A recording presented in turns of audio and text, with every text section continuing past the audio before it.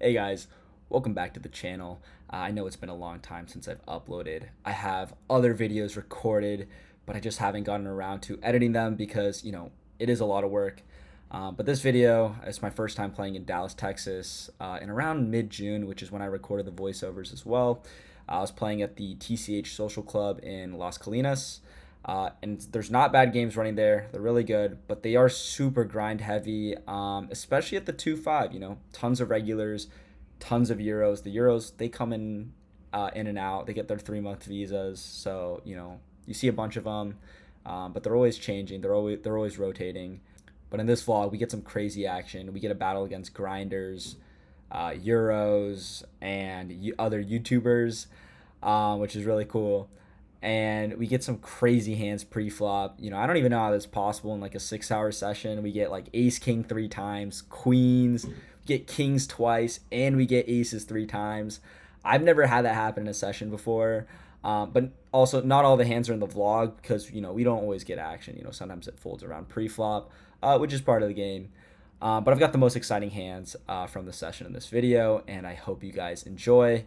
Once again, if you guys would play any of the hands differently, make sure to let me know in the comments below. Let's get right into it. In our first hand of the session, we look down at King Queen of Diamonds. Beautiful hand. We're going to bump it up in middle position to 30, and the cutoff is going to go ahead and make the call. We're going to go heads up to a flop of Ace Jack 3 Rainbow. I think out of position here we can mix in checks and bets. I elect for a check this time, and the cutoff decides to check it back. On the turn, we get the 8 of diamonds. Now I think it's time for us to start betting, and I think we can bet big because his check on the flop is weak, and we can now polarize our range. So we bet for 40. Our opponent's going nowhere. He puts in the call, which is a little bit concerning here.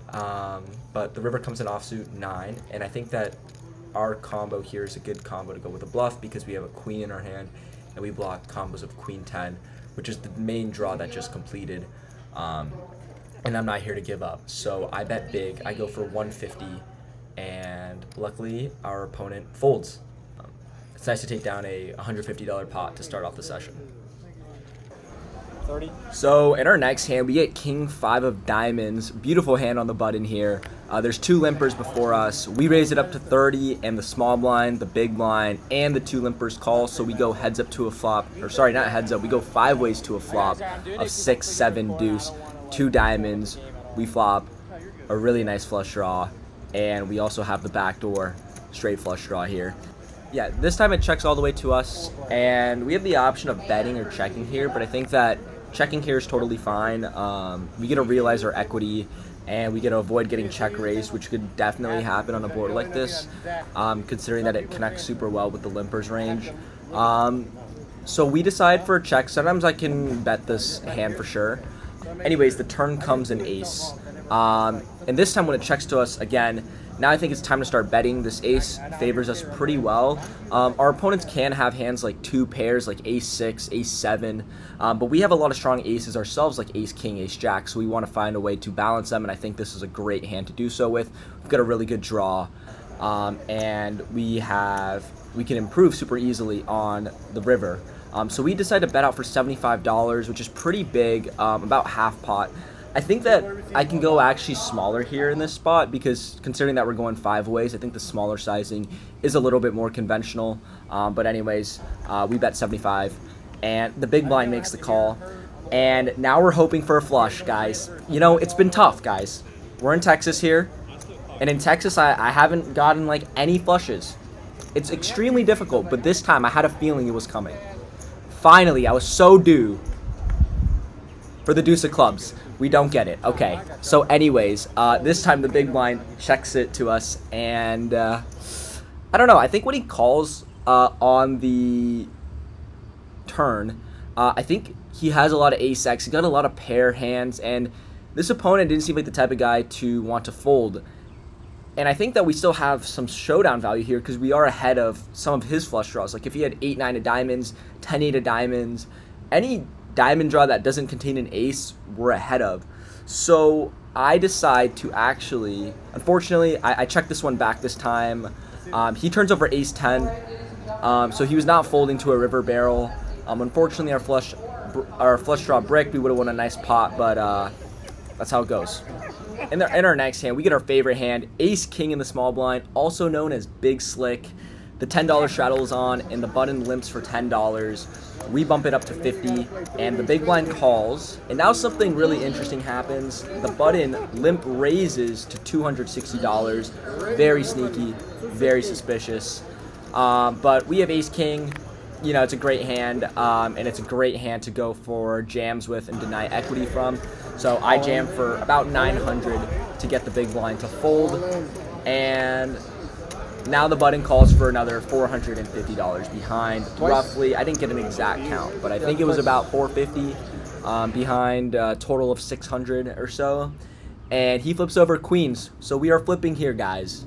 Once again, we have to win our flips. That's the only way you can play poker profitably, is by winning these flips. So we're going to go off on the first board, and we see an ace in the window, baby. We get ace on the first board, and now I just say, no king. Don't put a king out there, because the more aces and kings that we see on that first board, the less likely chance that an ace or a king is going to come on the second board. So I say, no king on the turn, and we get a king on the turn. Don't so give me a king, I think, no. this pot's over already. We're probably going to chop now. We would take the first run out, but in the second run out, bink, we bink an ace on the flop, and we hold for the rest of the run out. So we scoop up. What can I say? Poker's easy when you win your flips.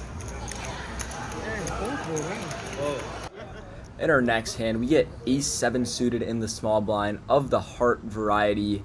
The $10 straddle's on, so I bump it up to 50 to get the hand started. And the small blind and the big blind make the call. We go 3 ways to a flop of 9-9-5 with 1 heart. We flop air with a backdoor flush and straight draw. I decided to bet for $50 to see if we can get anyone to fold here and just take down the pot immediately. But the small blind calls and the big blind folds, so we go heads up to a turn, and it comes a juicy one. It comes a 4 of hearts, giving us a backdoor nut flush draw. And I decided to continue betting for 125 for half pot to put pressure on his lower pocket pairs, like pocket 8s, pocket 7s, pocket 6s. And like pocket 4s, or not pocket 4s in this case because he has sets, but just those lower pocket pairs that are going to defend the flop but don't want to be put into an uncomfortable spot by the river.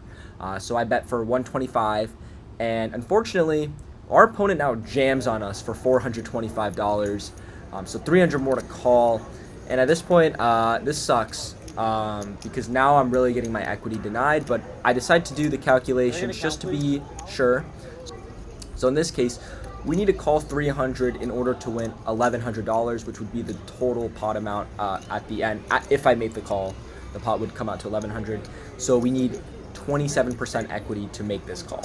So I think about my outs. I have 9 outs to the flush and plus 3 outs to the ace. Sometimes he has a 9, sometimes he has a full house. It's going to be at a lower frequency than when he has pocket pairs. So I just assume we have 12 outs to 24% equity, which is lower than our threshold.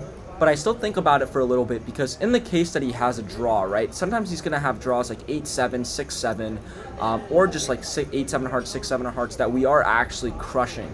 But the problem is that with the 7 of hearts in our hand, we block a lot of those bluff combos. So I think with this particular hand, it's a pretty mandatory fold. And unfortunately, we get our equity denied. I would rather make this call. Like if I had ace kings of hearts or ace jack of hearts or 2 overs, like ace 10 of hearts, any of those ace x combos that have 2 overs, I'm going to make the call with, because we are ahead of some of his bluffs, and he has more bluffs in his range now. But anyways, yeah, our opponent made a good play, and after the game, he told us he had a 9, which is, yeah, it's a good play. He denied us of all of our equity, and we had to fold and give up on the pot. In our next hand, we get queens on the small blind. The UDG player limps for $10. An aggressive euro in middle position raises to 50, and when it folds to us, I decide to put in a 3-bet to $225. He makes a call, and we go heads up to a flop of 8-6 deuce, 2 hearts. We have the queen of hearts, which I think makes this a good combo to go ahead and bet, because we have backdoor equity. And I bet big and polar to $350 into the pot of roughly $470. And Now our opponent thinks about it for a while, and then he says the magic words, all in. He covers us, and this isn't like a spot I'm super stoked about, but I'm not folding here. We put in the call for about $1,000 more. We agree to run it twice. The first run out comes out a 4 of hearts, then an ace of clubs, and the second run out comes a 7 of clubs, and then another ace. He asks us what we have, and he flips over 7-6 of hearts. He gets there on both runouts, the first being a flush, and then he gets there with 2 pair, and we lose out on this $3,000 pot, guys. That sucks, because this is an effective flip here, and unfortunately, we don't hold this time. You know, poker is tough when you don't win your flips. Anyways, all we can do is just move on. We got our money in good, and, you know, none of us did anything wrong. That's just how the hand plays out sometimes. Alright, in our next hand, we get a pair of red 6s on the big blind. There's a limp in early position, and the button now raises to $25. The button happens to be another poker vlogger. His channel name is KDog Poker. Really nice guy, by the way. I'll link his stuff down below in the description, and you guys should check his stuff out whenever you guys get the chance. But anyways, let's get back to the hand. We make the call, and the under the gun player calls as well, hoping to flop a set here. And dang, fucking ding, the flop comes queen 7-6. We flop bottom set, baby. I've been waiting for this moment for a while now. We check it in flow. The under the gun player checks, and now K-Dog bets out for $25. You know, I don't solo play bottom set ever. I bump it up to 100. He's gonna go ahead and make the call. We've got him on the hook here. It's time for K-Dog to go down. I'm sorry, man. There can only be one vlogger at the table. I'm just kidding. But anyways, there's 275 in the pot. The turn comes a king. I decide to keep betting big here for $225 to target more of his queen X hand and some of his ace king floats on the flop. Now K-Dog asks for a count. And oh boy, guys. He then jams for 800 more. And I'm not, obviously, like, I'm not loving it here. He has hands in his range that beat us, like kings, queens, and 7s. Like, we don't have the nuts here. But considering that he could have 2 pairs, like king, queen, 6-7 suited, and possibly queen 7 suited, I don't really hesitate. I go ahead and make the call. And oh boy, guys. He shows us the bad news. He flips over queens, guys. Oh, God. Oh, God, he has pocket queens. We're drawing to 1 out here.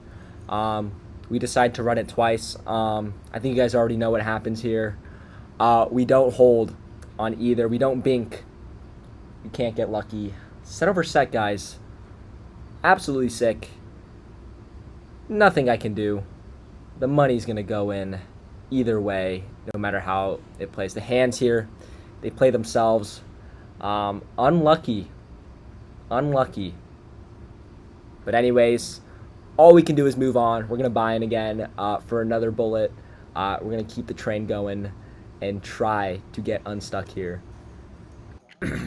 After we rebuy, we look down at pocket rockets in middle position, baby. If there's any hand that we're gonna get unstuck with, it's gotta be pocket rockets, also known as bullets, also known as aces.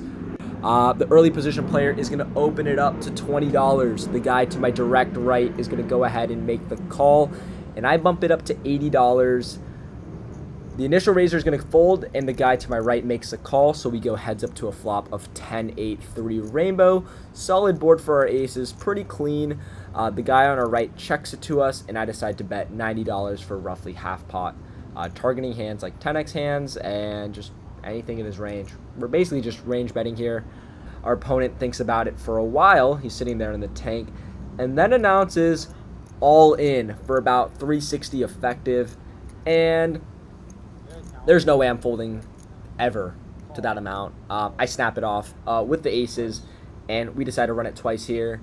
The first run out comes a 5, then a 9, and the second run out comes an 8, and then a 4. So pretty clean run out. He flips over Jack 9 for a bricked open ender, and we scoop a nice $900 pot. Let's keep this session going. In our next hand, we're going to look down at Cowboys in the small blind. We're about 1,500 effective this hand, and K-Dog is going to bump it up to $30 on the button. It's time for some sweet revenge. We 3-bet to 125, and it folds back to K-Dog, who now puts in the 4-bet to $300. I'm actually not sure about what sizing he actually took here. I'm going to guess it was $300, or roughly in that ballpark. And I don't think about it too long before announcing all in for my remaining $1,380. He thinks about it and then puts in the call. We got a big one here, another $3,000 pot. I tell him we have kings, and he says we are ahead, which I love to hear. The first board runs out 7-9-4, then a 4 on the turn, then followed by a jack. He says he's got that board and flips over pocket jacks. Oh, God, guys, come on. Really? Really? Why did it have to happen like that? But anyways, the second board comes king, queen, 5, followed by a queen, and then a 9. We end up chopping another $3,000 pot. Not the best outcome. You know, we're a huge favorite here. You know, a 4-1 favorite, but it is what it is. I'm glad we ran it twice, but once again, we get unlucky here. Not much else to be said. Hopefully we can keep the session going pretty smoothly. In our next hand, we get aces on the cutoff again. We're going to open it up to 20. The small blind and the big blind are going to go ahead and make the call. We go 3 ways to a flop of 10, 7, 4, 2 spades. It goes check, check. We bet 40 to protect our hand, and we take down the pot. No action this time. Anyways, we move on. In our next hand, we get ace-2 of spades. In the small blind, we get 1 limper in early position. K-Dog is going to bump it up to 25 on the button, like he always does, and we're going to make the call, knowing that the limper will likely call as well. And this turns out to be true as both the big blind and the limper make the call. So we go 4 ways to a flop of 10, 6, 6, 2 spades. We flop the nut flush draw. We're loving it. It checks around a K-Dog who bets 30.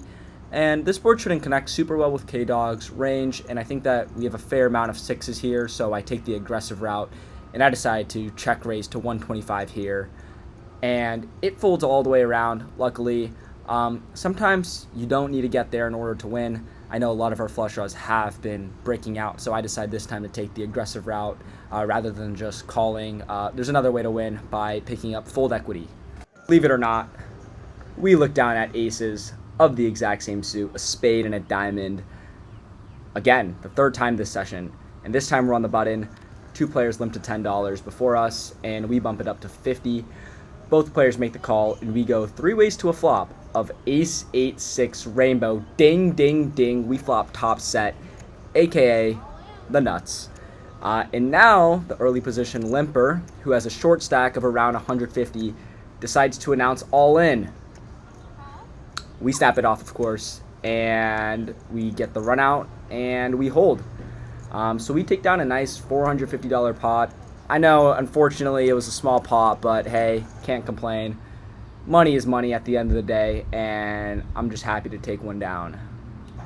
So just finished playing at Las Colinas in Dallas. It was our first day here, and what a fucking session. Absolutely crazy the amount of action we had for just playing for 6 hours. Got aces 3 times. We got kings. We got queens. I flopped 3 sets. And we got set over setted. And yeah, we're still down 1,800 on the session, or a little bit over 1,800, like 1,850. You know, nothing crazy though, but it just goes to show that, you know, it doesn't matter what hands you get pre-flop, you get aces, you know, 3 times.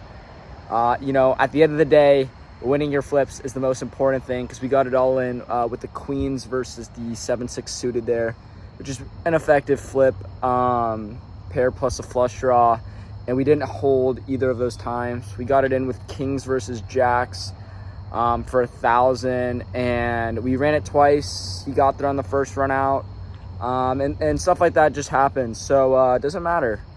But overall, I mean, Wild session. And we had this guy get drunk and start cursing people out. So, you know, that was pretty fun too. But yeah, you know, overall, it's a great room, a lot of action, and I'm going to be making a lot more content here. So stay tuned for that. Thanks for watching, guys. Peace.